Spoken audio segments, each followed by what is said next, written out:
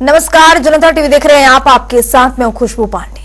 उत्तराखंड की 5 लोकसभा सीटों पर मतदान संपन्न होने के बाद मुख्यमंत्री पुष्कर सिंह धामी का लोकसभा चुनाव के चलते अन्य राज्यों में प्रचार प्रसार जारी है। बता दें कि सीएम धामी तेलंगाना, यूपी, दिल्ली सहित कई राज्यों में प्रचार प्रसार कर चुके हैं। मीडिया से बातचीत करते हुए मुख्यमंत्री पुष्कर सिंह धामी ने कहा कि पूरे देश में मोदी लहर है। देश की जनता ने एक बार फिर से नरेंद्र मोदी को प्रधानमंत्री बनाने का मन बना लिया है। पूरे देश में इस समय मोदी जी की लहर है और भारतीय जनता पार्टी की एनडीए की लहर है। लोग मोदी जी को तीसरी बार प्रधानमंत्री बनाने के लिए स्वयं मैदान पर हैं और ऐसा लगता है कि मैं पूरा पश्चिम, उत्तर, दक्षिण सभी जगह गया हूं। देश के अनेक अनेक राज्यों में जाने का मुझे मौका मिला है, तो मैंने वहां देखा है कि लोगों में मैं कहूं कि मतदान को लेकर अपनी इस लोकतंत्र के महायज्ञ में अपनी आहुति देने का सब लोग इंतजार कर रहे हैं कि मोदी जी को तीसरी बार प्रधानमंत्री बनाने के लिए हम सब लोग अपनी आहुति देंगे।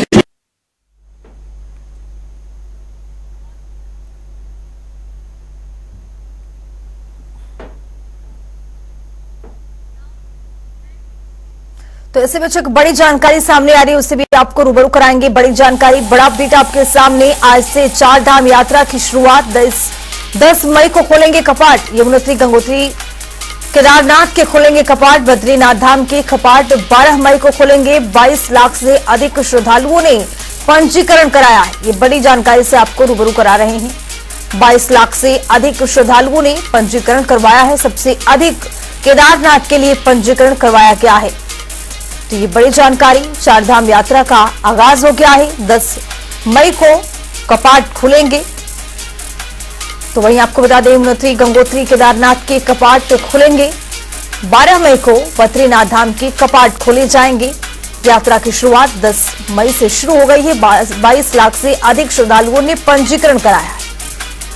सबसे अधिक पंजीकरण की अगर बात की जाए तो केदारनाथ के लिए पंजीकरण कराया गया है। तो 4 धाम यात्रा की शुरुआत 10 मई को कपाट खोल दिए जाएंगे। यमुनोत्री, गंगोत्री, केदारनाथ के कपाट खोले जाएंगे। सबसे अधिक केदारनाथ के लिए पंजीकरण करवाया गया है।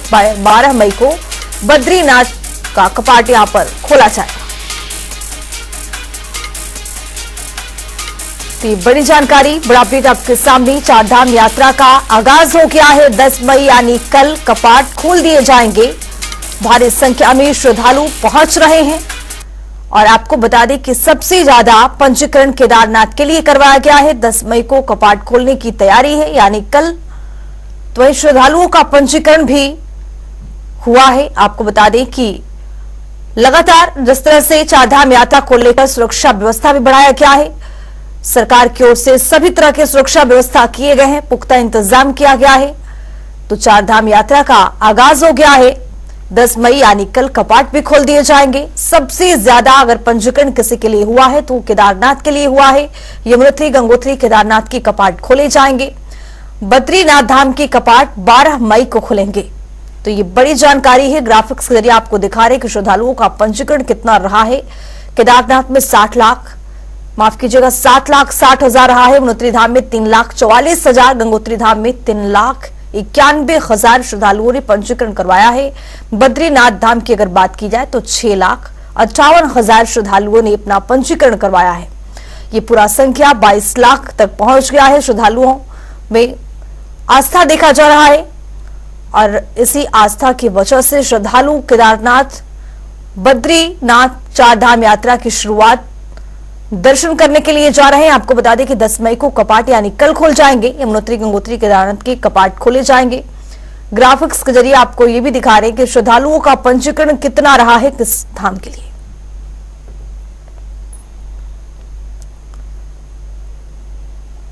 देखिए तस्वीर भी आप देख पा रहे हैं किस तरह से सजावट की गई है केदारनाथ धाम में। चारों धाम में किस तरह की सजावट है, सुरक्षा व्यवस्था भी किस तरह के वहां पर चाक चौबंद किए गए हैं सरकार की ओर से।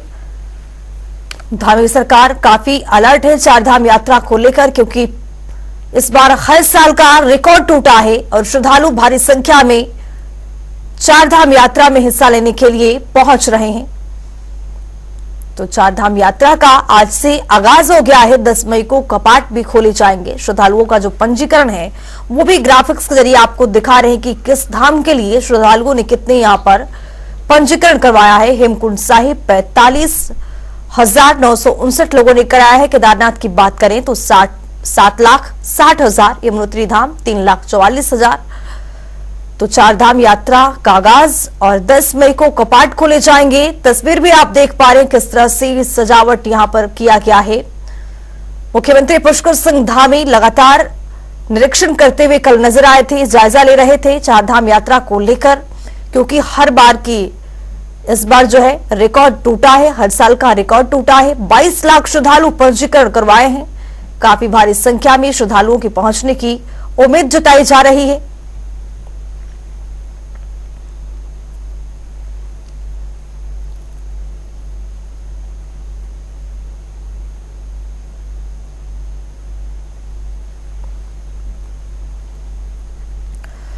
तो सबसे अधिक अगर पंजीकरण किया गया है किसी धाम के लिए तो केदारनाथ है। हेमकुंड साहिब में भी 45,000 लोगों की पहुंचने की व्यवस्था, केदारनाथ में भी 7,60,000 लोगों की पहुंचने की व्यवस्था की गई है। यमुनोत्री धाम में भी लोग भारी संख्या में पहुंचेंगे।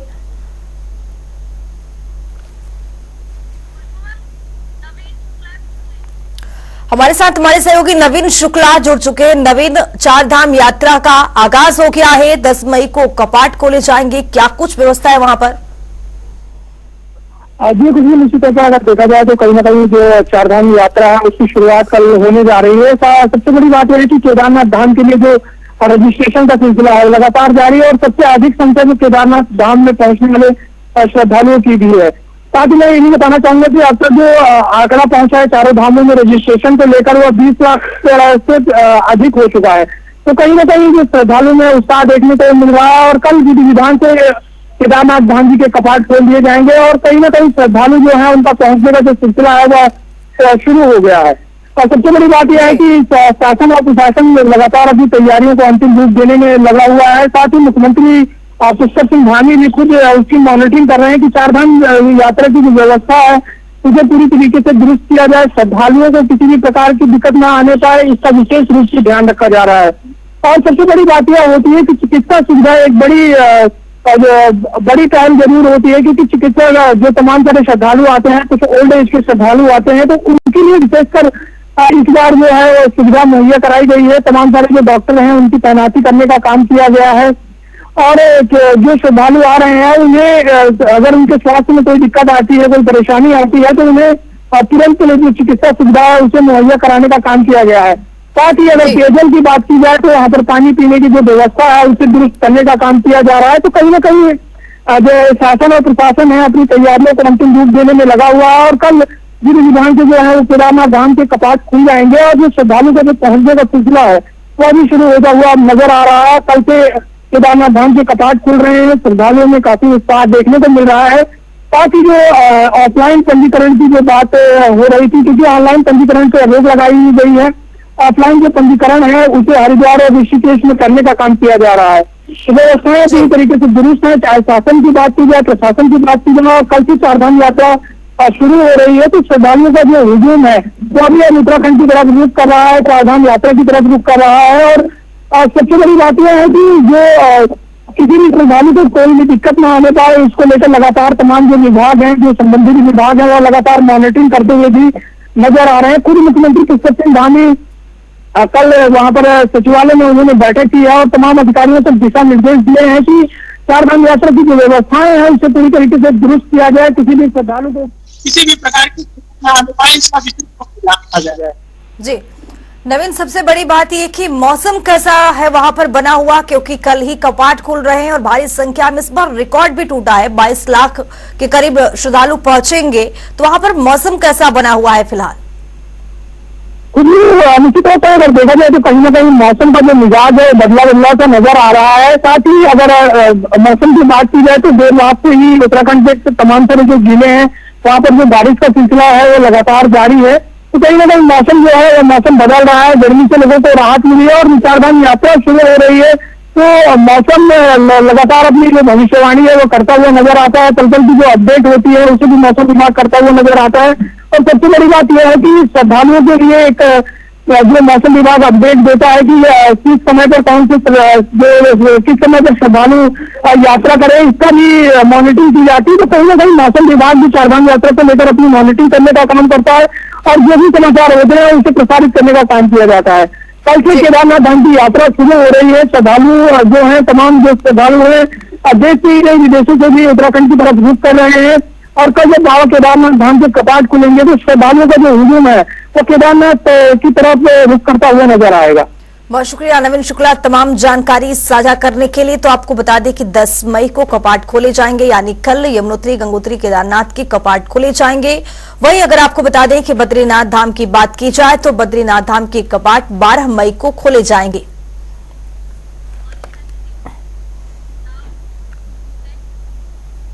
उत्तराखंड को देवभूमि की संज्ञा दी गई है, यानी यहाँ के कण-कण में देवताओं का वास है। त्रेता युग से लेकर द्वापर युग यानी कालीन अनेकों मंदिर यहाँ विद्यमान हैं। यहीं से मां गंगा निकलती हैं और यहीं पर प्रत्येक साल विश्व प्रसिद्ध चारधाम यात्रा होती है। वहीं इस बार चारधाम यात्रा की 10 मई से शुरू होने जा रहा है। हमारे संवाददाता ने चारधाम यात्रा से शुरू होने से पहले पर्यटन मंत्री सतपाल महाराज से खास बातचीत की है। आइए सुनते हैं क्या कुछ कह रहे हैं कैबिनेट मंत्री सतपाल महाराज। उत्तराखंड जिसे देवभूमि के नाम से जाना जाता है, यहाँ पर चारधाम की यात्रा विश्व प्रसिद्ध यात्रा है। वहीं चारधाम की यात्रा में हर साल लाखों श्रद्धालु आते हैं और इसी बार हमारे साथ है चारधाम की यात्रा से पूर्व कैबिनेट मंत्री सतपाल महाराज। आइए जानते हैं सबसे पहले तो सर, चारधाम यात्रा की जो 10 मई से जो शुरू होने वाला है, किस प्रकार से शासन प्रशासन की व्यवस्थाएं की गई है? पूरी व्यवस्था हमारी हो गई है, पूरी हमने इसमें मॉनिटरिंग कर ली है और ये यात्रा ग्रीन यात्रा होने जा रही है। पर्यावरण की रक्षा को देखते हुए, ध्यान में रखते हुए हम यात्रा करने जा रहे हैं। और इसमें माननीय मुख्यमंत्री जी ने हिदायत दी है कि सभी पर्यटकों का सम्मान और सत्कार होना चाहिए, साधु संतों का सत्कार और सम्मान होना चाहिए, किसी के साथ भी दुर्व्यवहार ना हो। तो ये उन्होंने हिदायत दी है। इसके लिए हमने PWD को भी इंस्ट्रक्शंस दी हैं कि जहाँ पर भी अवलांच आता है, सड़क अवरुद्ध होती है, वहाँ पर JCB तैनात होना चाहिए ताकि मार्ग को खोला जा सके और पूरी रास्ते की मॉनिटरिंग होती रहेगी। तो निश्चित रूप में जहाँ भी ट्रैफिक जाम होगा या रास्ता रुकेगा उसको खोल दिया जाएगा। जैसा कि अगर पंजीकरण की बात की जाए तो पिछले बार की बनिस्बत इस बार ही 20 दिन में पंजीकरण काफी ज्यादा हो गया है, तो क्या लग रहा है कितना पंजीकरण हुआ है? थोड़ा सा डेटा आप बता सकते हैं? पंजीकरण के लिए जो है इस समय जो हमारे यहाँ जो है 15 अप्रैल 2024 से पंजीकरण प्रारंभ हो गया था। गंगोत्री धाम के अंदर 2,87,358, यमुनोत्री के अंदर 2,60,597, केदारनाथ में 5,40,999, बद्रीनाथ में 4,53,213, हेमकुंड साहब में 24,700। तो ये पंजीकरण हो चुके हैं और ये टोटल जो है इसका 15,66,867 श्रद्धालु अपना पंजीकरण करा चुके हैं। सर, इस बार आपने एक नई व्यवस्था, टोकन की व्यवस्था की शुरुआत की है, तो क्या ये टोकन की व्यवस्था चारों धाम के लिए अनिवार्य है? चारों धाम के लिए दर्शन करने के लिए टोकन आपको मिलेंगे ताकि 1 घंटे के अंदर ही आपको दर्शन हो जाए और बाकी समय जो है आप जो पूरा तीर्थ है उसका दर्शन कर सकें और भी मंदिरों में जाकर के आप पूजन कर सकें। ये आपके लिए सुलभ हो, इसको संभव किया गया है। बतौर पर्यटन मंत्री आपने एक सबसे बड़ी बात ये कही कि यहाँ पर इलेक्ट्रिक व्हीकल की आपने शुरुआत की है, जो यहाँ के पर्यावरण के लिहाज से काफी ज्यादा उपयोगी साबित होगा। तो क्या ये शुरुआत किस प्रकार से यहाँ पर लोगों के फायदेमंद रहे? ऐसा है कि जितनी भी हमारी इंडियन कंपनीज है, महिंद्रा है, टाटा है, सब ने इलेक्ट्रिक कार्स जो हैं बनानी शुरू कर दी हैं। फॉरेन कंपनीज के अंदर मर्सिडीज हो गया, BMW हो गया, ऑडी हो गया, ये भी इलेक्ट्रिक कार्स बना रही हैं। इलेक्ट्रिक कार्स तभी चलेंगी, तभी सफल होंगी जब चार्जिंग स्टेशंस होंगे। तो हमने अपने उत्तराखंड के अंदर जहां हमारे TRH हैं वहां पर चार्जिंग स्टेशंस लगाए हैं कि आप अगर भोजन कर रहे हैं, रात्रि निवास कर रहे हैं तो आपकी गाड़ी भी चार्ज हो रही है। तो इससे फसल फ्यूल पर जो हमारा डिपेंडेंसी है वो कम हो जाएगी और पर्यावरण की भी रक्षा होगी। महाराज जी, लगातार आप काम करते जा रहे हैं पर्यटन के क्षेत्र में, तो वहीं पर पिछले बार भी आपने हिमालय जो माउंट एवरेस्ट है उसमें भी जो भारतीय थे उनके नाम को जोड़ने की बात कही। वही इस बार जो आप सबसे बड़ा एक काम कर रहे हैं, जो आदि कैलाश का दर्शन जो करना चाहते हैं उनके लिए वीजा की भी जरूरत होगी। आखिर क्या बात है, ये वीजा की जरूरत नहीं होगी? क्या नाभि डांग से ऊपर एक भारत का एक हिस्सा है जहां से आपको कैलाश मानसरोवर के दर्शन होते हैं, उसको भी हम खोल रहे हैं। ज्यादा दूर नहीं है, नाभि डांग से करीब 1 किलोमीटर पर वो जगह है, तो वहां जाकर के आप कैलाश मानसरोवर का दर्शन कर सकते हैं। तो निश्चित रूप में बिना चीन गए और बिना वीजा लिए, बिना पासपोर्ट बनाए आप दर्शन कर सकते हैं। तो ये भी हम सुलभ करने जा रहे हैं। मानस खंड के लिए जो रेल यात्रा की शुरुआत की गई है, इसके विषय में थोड़ी आप जानकारी दें। मानस खंड की हमारी जो यात्रा है, इसमें पहला जो हमारा बैच है वो 280 आदमियों का बैच है और ये यात्रा जो है 24 अप्रैल टनकपुर स्टेशन पे पहुंच चुकी है। और इसके अंदर जो है 10 रात और 11 दिन का ये यात्रा है, जिसमें नैनीताल, भीमताल और आपका चकोरी, पूर्णागिरी मंदिर, हाटकालिका मंदिर, कटारमल सूर्य मंदिर, कैंची धाम, चितई गोलू, जागेश्वर, ये सारे लोगों को, जगहों को लेकर के, नानक मत्ताओं को लेकर के, ये सब लेकर के, और जो हमारा चंपावत का जो पर्यटन स्थल है उनको लेकर के ये पूरा भ्रमण कराएगी। आपको पहाड़ी व्यंजन भी आपको चखने को मिलेंगे। तो ये हमारी मानस खंड की ये रेल यात्रा है। मेरा अंतिम प्रश्न है कि चारधाम की यात्रा एक विश्व प्रसिद्ध यात्रा है, तो आगामी यात्रियों को, श्रद्धालुओं को आप क्या संदेश देना चाहेंगे इस चारधाम यात्रा से पूर्व? जो आपने तैयारी कर रखी है, इसको लेकर आप क्या संदेश देंगे? नहीं, यहाँ की यात्रा सुरक्षित है, आप आइए, आपका स्वागत है और निश्चित रूप में यात्रा करिए और यहाँ से संस्कार लेके जाइए। ये संस्कार भूमि है, देव भूमि जो है, यहाँ से संस्कार लेके जाएंगे तो हमारे बच्चों में भी संस्कार आएंगे और निश्चित रूप में हमारा जीवन सफल होगा। तो अच्छाई लेकर के हम यहाँ से जाएंगे तो हमारी यात्रा सफल होगी। तो हमारे साथ पर्यटन मंत्री सतपाल महाराज, उन्होंने स्पष्ट रूप से कहा कि चारधाम की यात्रा में सभी श्रद्धालु आएंगे, चूंकि यहाँ पर पूरी तरीके से समुचित व्यवस्थाएं की गई है, किसी भी प्रकार की कोई परेशानी किसी को भी नहीं होगी। कैमरा पर्सन अनूप भट्ट के साथ मैं यशराज आनंद, जनता टीवी, देहरादून। तो एक बड़ी जानकारी सामने आ रही है, उससे आपको रूबरू कराएंगे। बड़ी जानकारी, बड़ा अपडेट आपके सामने। उत्तराखंड में मौसम का मिजाज बदला है, पहाड़ी जिलों में आफत की बारिश आई है। अल्मोड़ा के सोमेश्वर में बादल फटा है। ये बड़ी जानकारी से आपको रूबरू करा रहे हैं। बड़ी खबर, लोगों के घरों और दुकानों में पानी घुसने की वजह से गाड़ियां क्षतिग्रस्त हो गई हैं। जानमाल की कोई हानि नहीं हुई है। ये बड़ी जानकारी, बड़ा अपडेट आपके साथ। तो यहां पर एक बार फिर से मौसम का मिजाज बदला है, बादल फटने की खबर है। बादल फटने से जानमाल की कोई नुकसान नहीं है। उत्तराखंड में एक बार फिर से मौसम का मिजाज बदला है। पहाड़ी जिलों में आफत की बारिश आई है। आपको बता दें कि अल्मोड़ा के सोमेश्वर में बादल फटा है। बादल फटने की एक खबर, घरों में मलबा घुसने से भारी नुकसान हुआ है। तो वहीं लोगों के घरों और दुकानों में भी पानी घुसा है। ये बड़ी जानकारी दे रहे हैं आपको मौसम से जुड़ी। तो अल्मोड़ा से ये बड़ी जानकारी, जानमाल की हानि नहीं हुई है। तो हमारे साथ हमारे सहयोगी संजय प्रसाद जुड़ चुके हैं। संजय, आज पहाड़ी जिलों में ये बारिश की खबर और ये जो बारिश हुई है वो लोगों के लिए आफत बनकर के आई है, क्या कुछ अपडेट आपके पास? जी, बारिश की अगर बात करें तो बारिश दोनों ही तरीके से आई है। लोगों के लिए मुसीबत का सबब भी बनी है और राहत भी मिली है। राहत की अगर बात करें तो जंगलों में जो आग लगी हुई है उसमें इस बारिश ने कहीं ना कहीं बहुत बड़ी राहत का काम किया है। लेकिन दूसरी तरफ अगर देखें, सोमेश्वर की घटना अगर हम देखते हैं, जहां कल जो बादल फटा है, कल दोपहर से ही सोमेश्वर क्षेत्र में भारी बारिश हो रही थी और जिसके चलते लगातार जो नदी नाले थे वो उफान पर थे और शाम 6 बजे के आसपास अचानक से सोमेश्वर क्षेत्र में भारी बारिश के बीच में बादल फटता है और एक बड़े मलबे के रूप में मलबा जो है वो सड़कों पर और घरों में घुस जाता है, जिससे घरों में काफी नुकसान देखने को मिला है। सड़कों पे जो गाड़ियां खड़ी थी उनमें नुकसान, लगभग 10 गाड़ियों में नुकसान का अभी तक आंकलन आया है। और उसके बाद जो है अल्मोड़ा कौसानी जो हाईवे है वो बंद हो जाता है जी। और साथ ही साथ जो घरों में मलबा घुसा है उससे कई परेशानियां पैदा हुई हैं। लोगों को आने जाने में दिक्कतें हो रही है क्योंकि कई मार्ग जो है वो क्षतिग्रस्त हो गए हैं।